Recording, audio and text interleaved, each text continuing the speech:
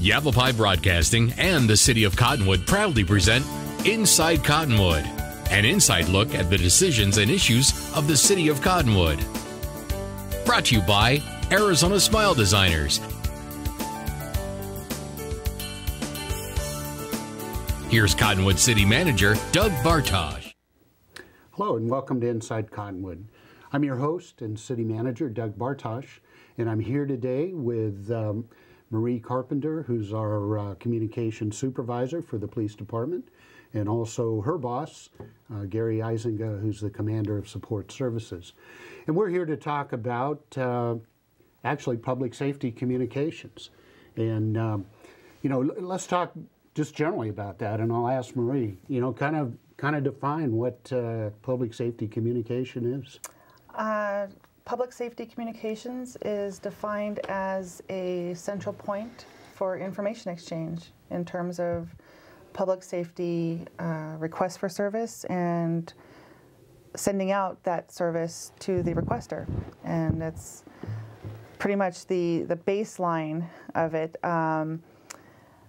We receive 911 calls, non-emergency calls, radio calls, all for services, and we are the support service to our responders, our officers, dispatch them by radio or MDC, mobile data computer, and process requests for information. So sometimes described as the central nervous system, the hub of information exchange. So let's give them an example. Okay. And I'll break it down. And I'm a citizen in the city, and I hear in the middle of the night something suspicious outside my house. I'm concerned that somebody's trying to get into my house or something like that. I call 911 and say, here's what's going on. I need help. Okay. So what goes on from there? First of all, we've got to confirm the location of the incident, jurisdiction, make sure you're in the right jurisdiction, so we can get you in touch with people you need to be in touch with. But normally, if I'm calling on 911, it from your comes home up phone, on the screen. Yes, it'll come up, if your home phone, it'll come up with your name and address and phone number. And we just want to verify that that's accurate. And, the severity of the situation, what is the threat? And to sort of assess what priority we have and what resources need to be sent to assist you. And we'd stay on the phone with you, ask you questions about who you are, what you see, what you hear, and as well as give you instructions prior to the officer's arrival. While that's taking place, an officer or officers are being dispatched immediately to your residence to mitigate the circumstances, I guess the way to put it.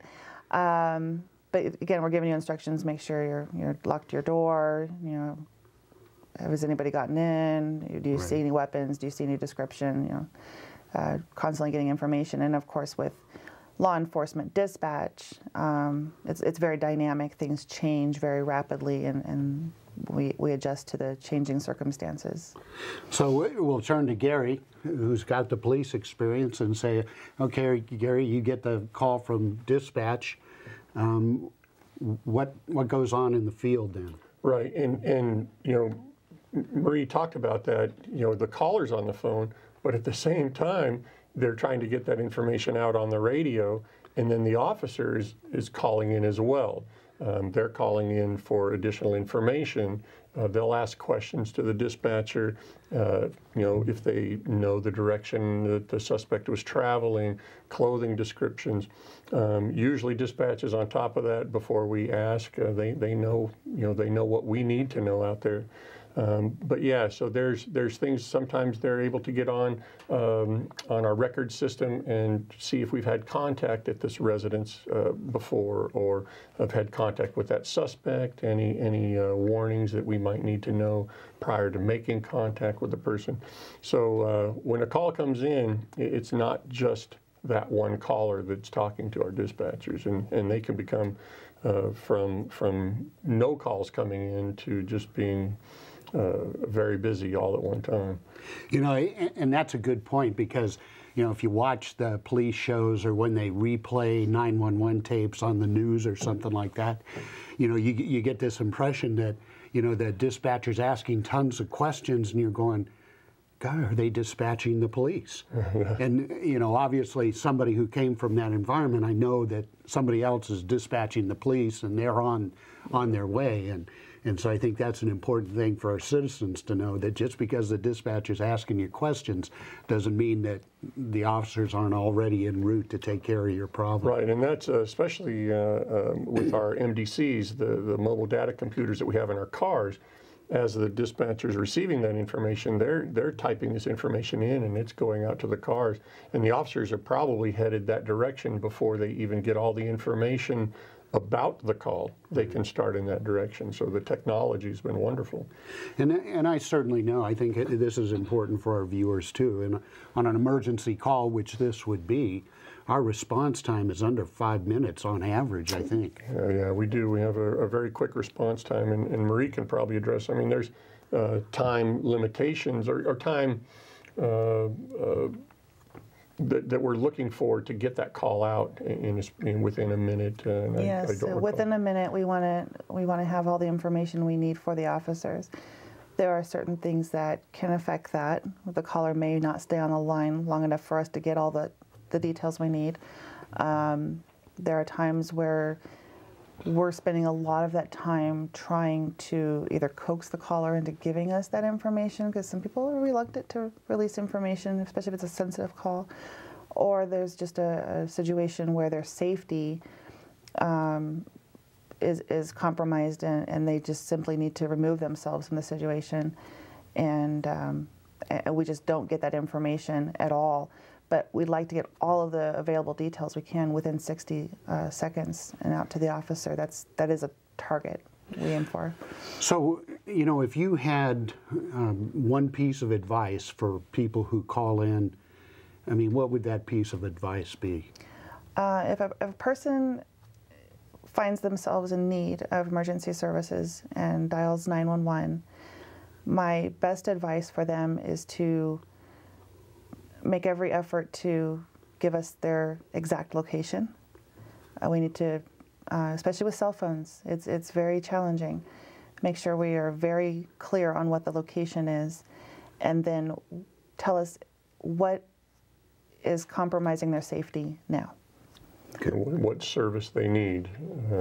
We do get 911 calls because we're the PSAP, and so we get the 911 calls for people who need fire as well. So we need to know that they need to be connected with the fire department. So if they can tell us right away what their need is, fire, ambulance, or police, that's a big help. Okay, so Gary just used an acronym there that cops are famous for using. We love our codes and we love our acronyms. So tell us what a PSAP is. PSAP is a public safety answering point. Essentially what that is, it's a 911 answering point. It's designated to answer 911 calls for a specific geographic location. And if we're talking about landline phones only, and that's your home phone, business phone, hardwired phone, if you dial 911 within the city limits of Cottonwood, it will be answered by the Cottonwood Police Communications Center. That is regardless of the type of emergency. So if it's a medical issue, if it's a fire issue, or it's a law enforcement issue, it's answered by Cottonwood Police Department. So again, location, first and foremost, we have to verify that the information is correct, and then police, medical, or fire. And then if it is a medical or fire incident, we will transfer to the Fire EMS Dispatch Agency, which is the Sedona Fire Dispatch. Now, if it's a police incident, of course, we would take all the information and dispatch our own police officers. Cell phones change the dynamics significantly. And I was going to ask that question is, you know, because even in my house, I don't have a landline anymore. We rely strictly on our cell phone. So what happens when you call from your cell phone? When you call from your cell phone, you hit a tower, a cell phone tower, and Cottonwood Police Department does answer a number of 911 calls from specified towers throughout the Verde Valley or sectors of those towers. You could be in the Verde Village units, you could be halfway to Sedona and hit a tower that we're responsible for answering. And again, we have to verify your location and get you in touch with the right jurisdiction for the right discipline, police, medical, or fire. The technology of the cell phone provides latitude and longitude for the dispatchers, and it displays it, a visual representation on a digital map that we can read. And the industry standard is 36 plus or minus meters of accuracy. So if all calls came in with that type of accuracy, we would be able to pinpoint a person fairly well, but not all calls do meet that level of accuracy. Sometimes we're looking at 50, 100 meters. There are different things that can affect that. Person's location, atmospheric conditions. We still have to verify where you are. We can't exactly see where you are. And quite often they may not even be in our jurisdiction. We have to transfer to, we have a Pike County Sheriff's Office, for example, if they're calling from the Verde Village units. Okay. Let's go ahead and take our first break, and then we'll come back and talk a little bit more about 911 and trying to get people to understand how great of a service that is, and how we want to make sure that people don't abuse it either. So come back and join us.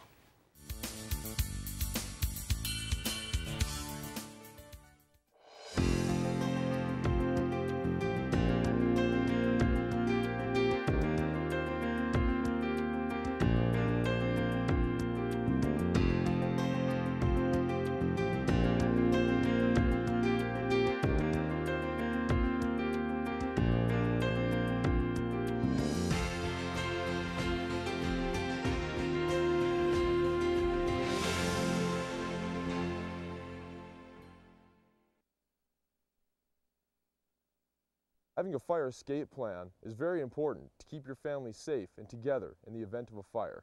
When you awake to the sound of a smoke detector and smoke in your room, don't stand straight up. Carefully roll off your bed and stay low under the smoke. If your door is shut, feel the door with the back of your hand. Slowly open the door if no heat is felt. Always stay low until you get to the outside of your home. Always have 2 ways out of your house and a specified meeting place somewhere outside your home. Home escape plans should be drawn up and rehearsed on a regular basis. This could be the difference between life and death if caught in a fire.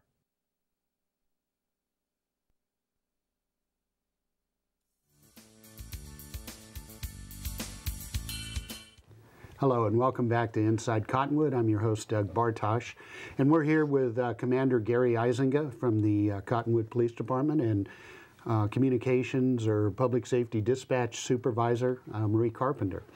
And we were talking about 911 and how it works.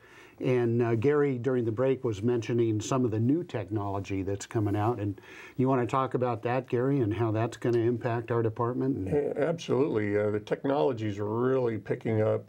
We don't have it yet, but there's what's called next generation or next gen 911.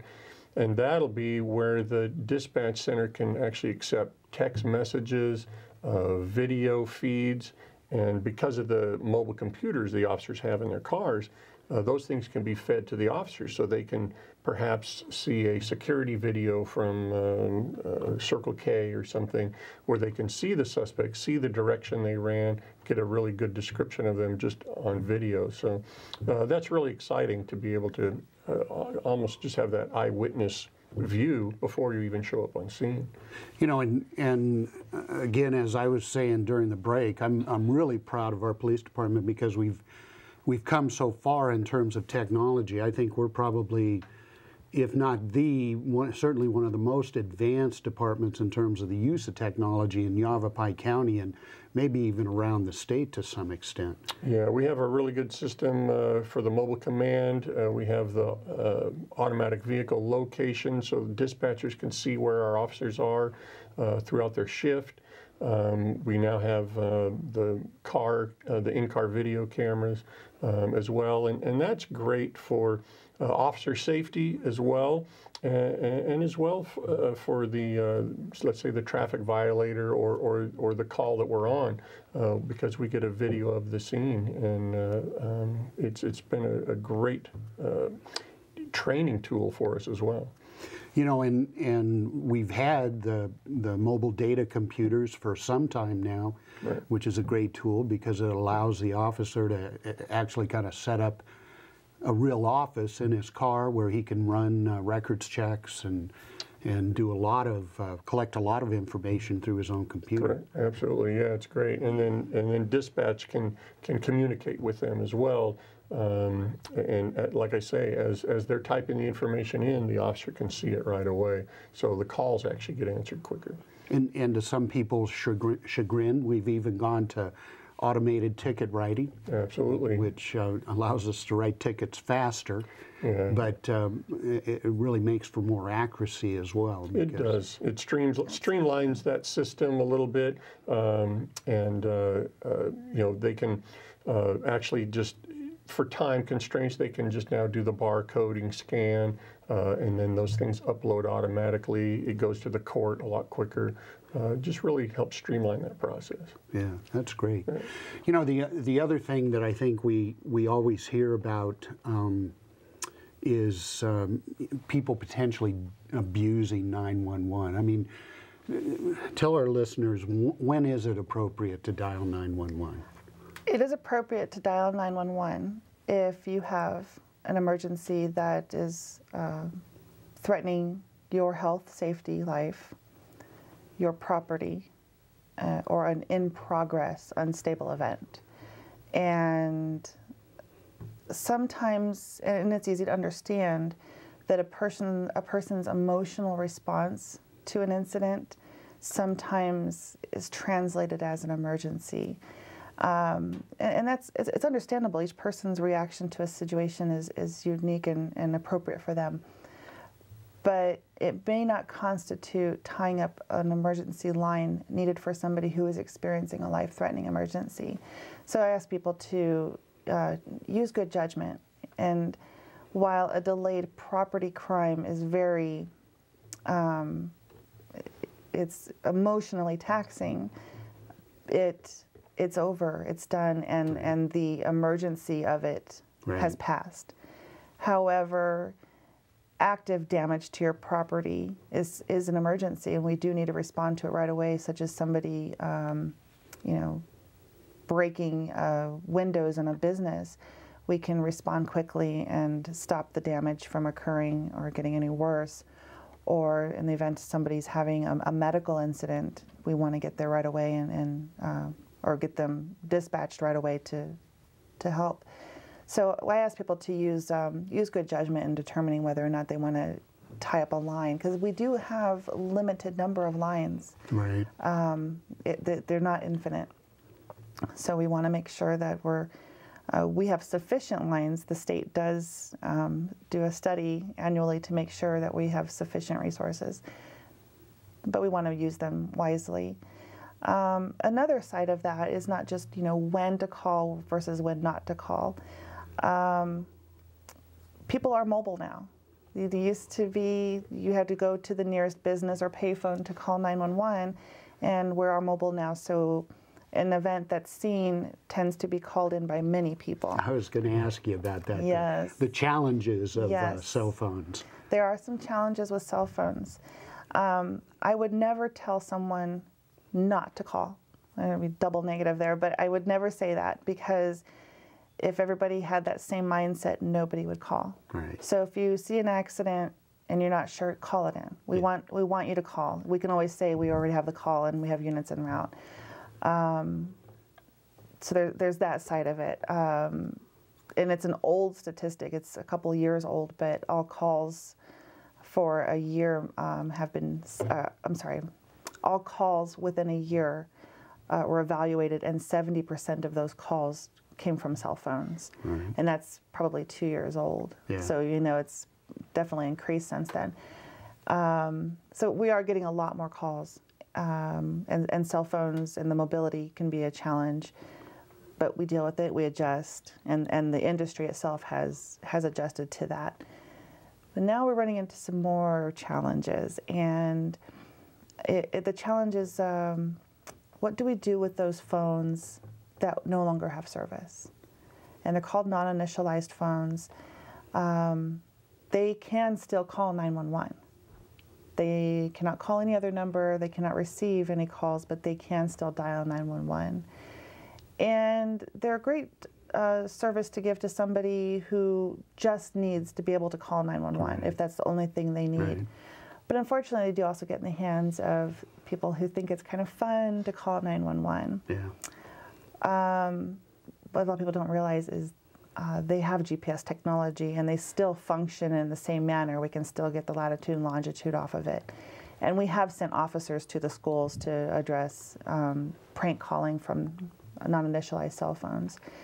But kids don't always realize, or anybody that has a phone, you know, call 911, they can't see the number, so there's nothing we can do with it. But we can get the latitude and longitude, but they're still tying up a line that could be used to report that accident or that medical event. A real emergency. Yes.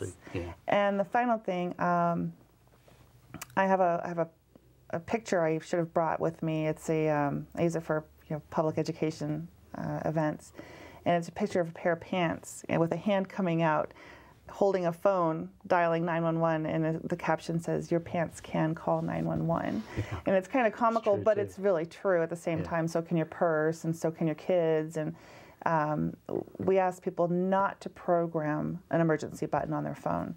Yeah. Make calling 911 a real deliberate act. And make sure that your kids aren't playing with them, and make sure that you're locking your faceplate so you're not inadvertently calling 911. Yeah. Because we do want to keep those lines open. And I have noticed that too. It seems like mostly kids now keep their phones in their pockets and their back pockets, and so they sit on them. And, yes. And no telling what's going to happen. And I think the important thing that people need to know is we follow up on every 911 call we get to make sure that it's not somebody who's dialing that is in dire need and can't talk to us. So yeah, dispatchers will call back if they get a 911 call and no one answers or they hang up. Dispatch will call back, and if they get no response, we're going to send an officer. Yeah. I think some of that is probably declined with all the payphones being removed. Yeah. You don't see those anymore, but kids used to take them, dial 911, hang up, and run. And then we'd have to go out to the phone to make sure no one was there and actually in an emergency. And that's based on whether or not we have a valid location to send somebody to. Well, this segment's moving fast. We have to take another break, and then we'll come back and finish up.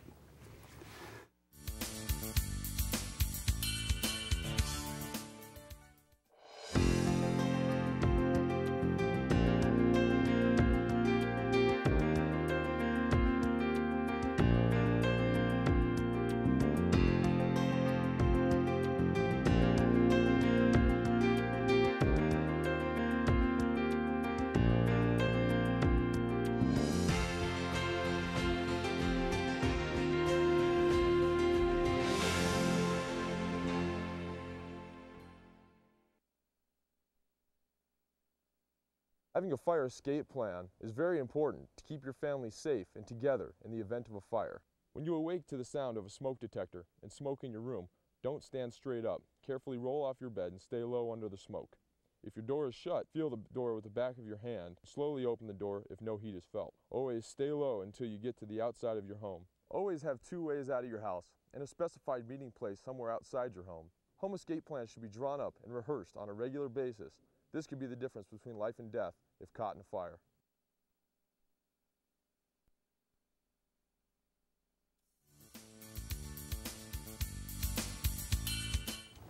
Welcome back to Inside Cottonwood. I'm your host, Doug Bartosh, here with Gary Eisenga from the Police Department and Marie Carpenter.